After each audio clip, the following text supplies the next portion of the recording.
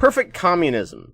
Communism is the idea of government owning the means of production and giving workers jobs. As the government owns everything, it's very easy to become authoritarian unless proper checks and balance are in place, and since there's usually such a power vacuum in their revolutions, these checks and balances never get put in place. They also always tend to use a planned economy or top-down approach to provide goods to people, which pretty much always ends in shortages. And they most often rely on equal pay for all regardless of effort or work, which disincentivizes our reward pathway system and makes bribery much more rampant as the only way to move oneself toward prosperity. Marx himself viewed this as more of a goal and less of an achievable end. It was something to root for, but even he viewed it as rather idealistic. Democratic socialism. This is a version of socialism that is against capitalism and is a method to reach perfect communism. They believe the foundation of their system should be liberal values such as freedom and democracy, so there will be checks and balances on the government owning the means of production.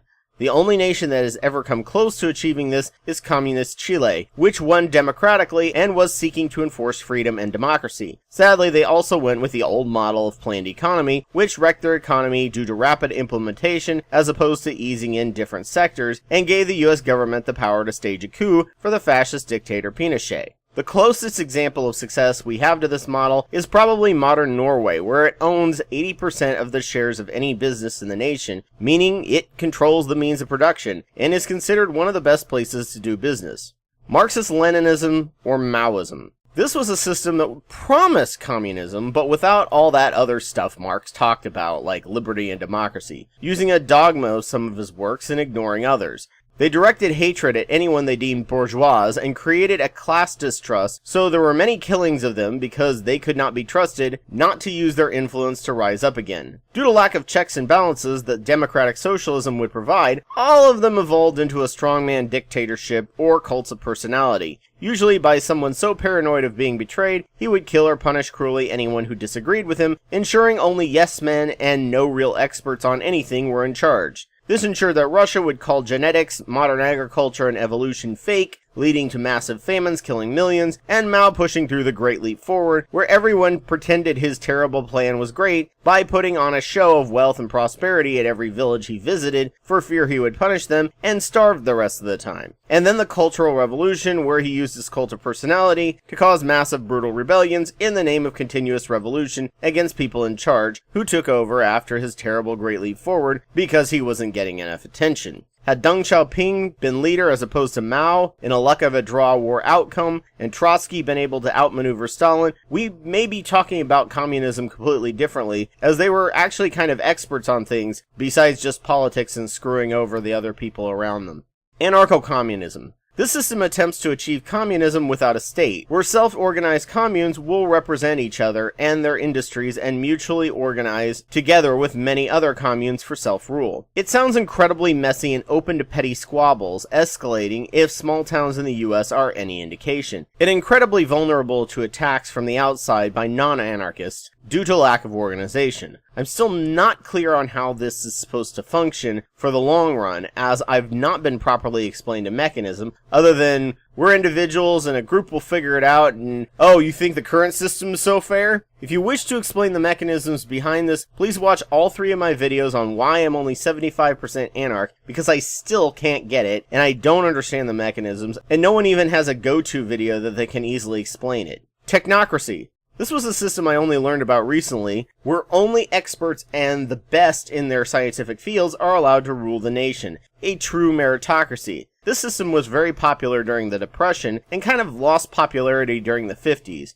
And promised that since only experts were in charge, we could shift to a nation so efficient that people would only have to work 20 hours a week and retire at 45. Their answers to everything was, smart people will figure it out. Of course, there were no controls or mechanisms for bias as to who was the best in the field, or if the person would do the moral thing, or just the most efficient thing. Like the church in ancient times, science would become the only way to gain power, and would collect some of the most power-hungry people. But then again, they would actually be fairly educated and know stuff, so there's at least that, and better than our current system where any idiot can get into power without knowing anything if they can win a popularity contest. They also had an idea of cycling all work schedules to be moving constantly for maximum efficiency. Certain Soviet nations tried this and ended up having serious problems as there was no downtime for maintenance, which lost most of the advantages they were trying to achieve. They also hoped to have a planned economy that was super efficient thanks to smart people running smart machines, quite similar to a crude version of the Venus Project, a supercomputer that's supposed to ensure resources get distributed worldwide as needed instead of relying on the free market. Possibly the only version of planned economy that could even begin to work, though an oversight of the programmers would be needed.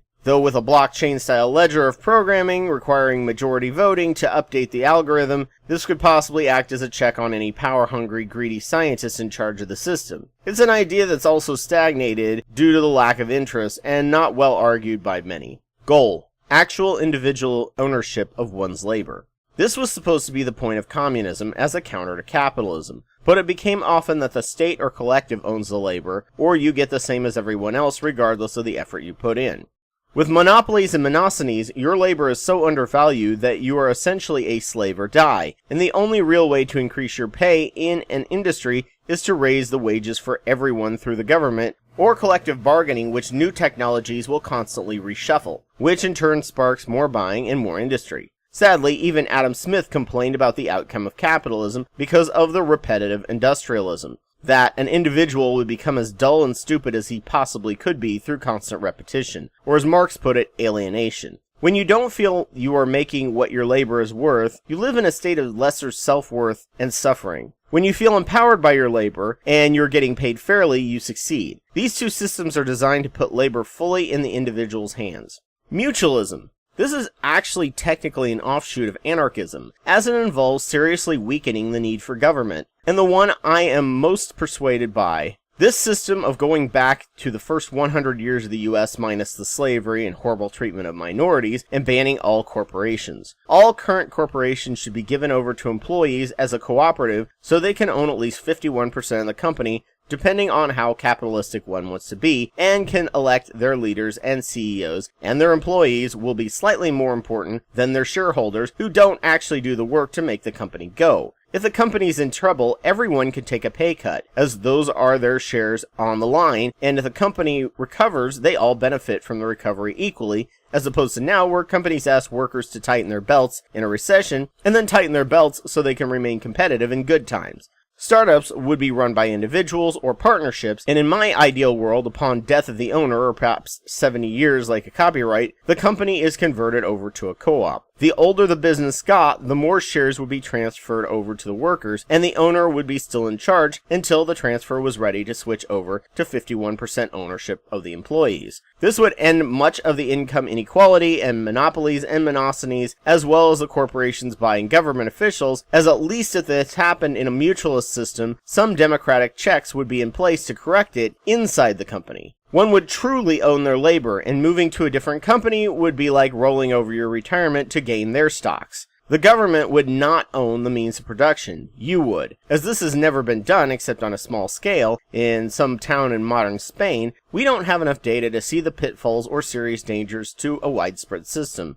This is also one of the most forgotten forms of economics for some really weird reason, although any problems could probably be offset by some form of social democracy. Syndicalism. Syndicalism is the belief that unions should take over and run government and business. Also, another one that has not had a lot of scrutiny and may have some unexamined consequences. As unions are themselves democratic, they could skip the election middlemen and run the government that way. I've not done enough thought on this and just really learned about this one recently, so I can't really have much of an opinion on it. Anarcho-syndicalism. This one is syndicalism, but without the government, but also without the commune system of anarcho-communism. Once again, this is a difficult one, and has the same problems I see with anarcho-communism. Too messy and inefficient, and no economies of scale. Very high overhead, too weak from attacks from the outside, who are better organized. However, as I said, if you watch my 3-part video and can understand what my flaws and understanding are, please let me know.